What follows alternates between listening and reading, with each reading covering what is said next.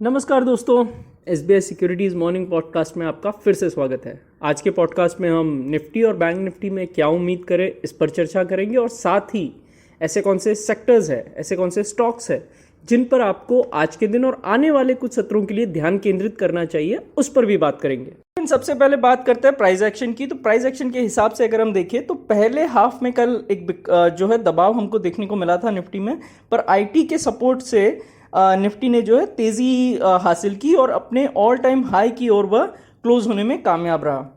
खास बात यहाँ पे ये रही कि आईटी के साथ साथ बैंक निफ्टी ने भी बेहतर प्रदर्शन किया और वो भी अब अपने ऑल टाइम हाई की ओर बढ़ते हुए 0.81% की बढ़त के साथ क्लोज होने में कामयाब रहा।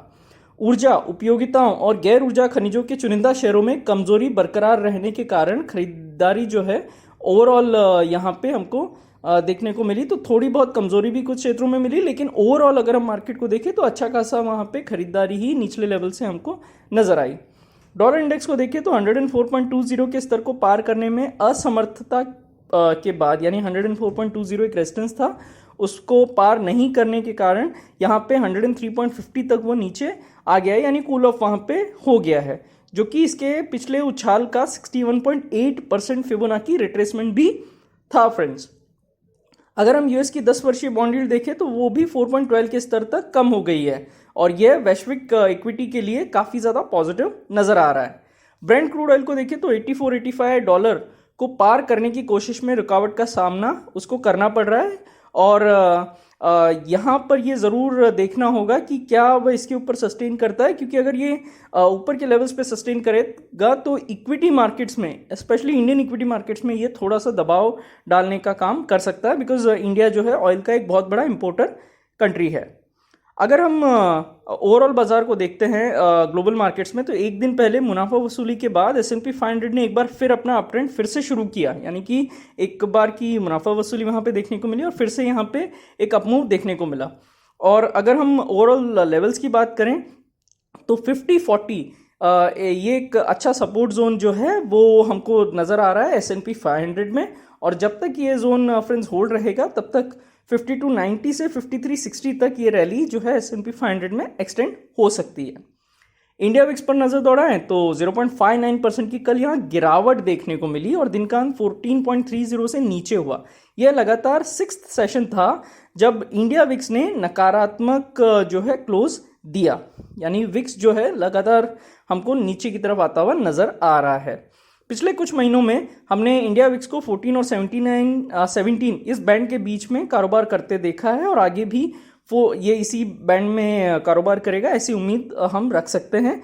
14 से नीचे फ्रेंड्स इंडिया विक्स 13 और 12.80 तक कूल ऑफ दिखा सकता है।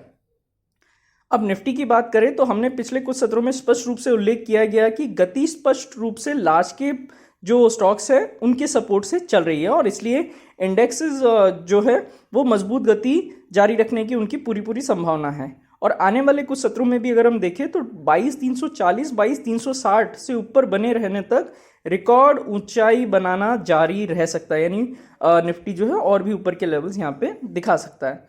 22,340 अगर टूटता है तो इंडेक्स जो है 22,250 से 22,230 इन लेवल्स तक मुनाफा वसूली फ्रेंड्स देख सकता है। डेरिवेटिव डेटा में अगर हम जाएं तो निफ्टी फ्यूचर्स में 7.72% की ओपन इंटरेस्ट की वृद्धि देखी गई है, साथ ही कीमतों में 0.7% की वृद्धि हुई है, जिसका अर्थ क्या है कि इंडेक्सेस में लॉन्ग बिल्डअप साफ साफ नजर आ रहा है फ्रेंड्स। तो एक अच्छा खासा लॉन्ग बिल्डअप हमको नजर इंडेक्सेस में आया। पीसीआर देखें तो 1.34 के स्तर पर मजबूत है, जिसमें 22,500 22,600 के स्ट्राइक पर कॉल राइटिंग यहाँ पे देखने को मिली है, वहीं 22,400 22,200 इन स्ट्राइक्स पर पुट राइटिंग भी देखने को मिली है, जिसका अर्थ है कि आने वाले कुछ सत्रों में हम 22,360 और 22,600 इस रेंज को हम देख सकते हैं। बैंक निफ्टी पर आते हैं तो लगातार तीसरे कारोबारी सत्र में बैंक निफ्टी ने व्यापक बाजार से बेहतर प्रदर्शन किया, यानी 3 दिन तक लगातार आउट परफॉर्म करने में कामयाब रहा। नीचे से भारी अच्छी खासी खरीदारी हमको बैंकिंग काउंटर्स में देखने को मिली, चाहे पीएसयू हो या प्राइवेट स्टॉक्स। यहाँ तक कि निफ्टी 500 के अनुपात रेशो चार्ट में भी अगर हम देखें तो पिछले 2 महीने में के अपने सबसे इंपॉर्टेंट रेजिस्टेंस को बैंक निफ्टी पार करने में कामयाब रहा। हमें लगता है कि आईसीआईसीआई और एक्सिस बैंक के बेहतर प्रदर्शन के साथ बैंकिंग के लिए सकारात्मक स्थिति होने की संभावना आगे जताई जा सकती है। आगे अगर हम देखें 47,700 47,600 के आसपास जो है सपोर्ट मिलने की संभावना है, और जब तक इंडेक्स इसके ऊपर रहेगा तब तक 48,250 48,400 तक हम ऊपर में लेवल्स देख सकते हैं।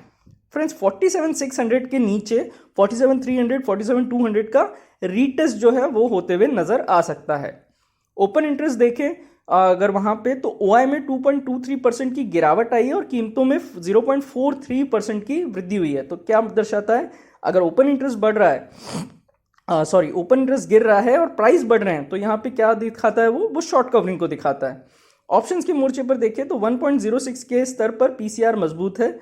48,000 48,200 ये कॉल स्ट्राइक्स में यहाँ पे ओपन इंटरेस्ट बढ़ता हुआ नजर आया, और 47,800 47,600 यहाँ पे पुट में जो है यहाँ पे राइटिंग देखने को मिल रही है। जो एक रेंज अगर हम देखें तो 47,500 और 48,300 इस रेंज में बैंक निफ्टी के कारोबार करने की एक संभावना यहाँ पे बनती हुई नजर आ रही है। अब आते हैं निफ्टी और बैंक निफ्टी के बाद आज फोकस में रहने वाले स्टॉक्स और सेक्टर्स। तो निफ्टी प्राइवेट बैंक दिन के लिए सबसे अच्छा प्रदर्शन करने वाला सेक्टर इंडेक्स था, जिसमें आईसीआईसीआई और एक्सिस इन्होंने बहुत ही शानदार जो है गति दिखाई। ओवरऑल बाजार से अगर हम देखें तो Bajaj Auto, Bharti Airtel, Sun Pharma, Titans, Tata Consumer, M&M, Tata Chemicals तो कमाल ही कर दिया। लास्ट 2 दिनों से हम देख ही रहे हैं, जबरदस्त प्रदर्शन टाटा केमिकल में देखने को मिला है।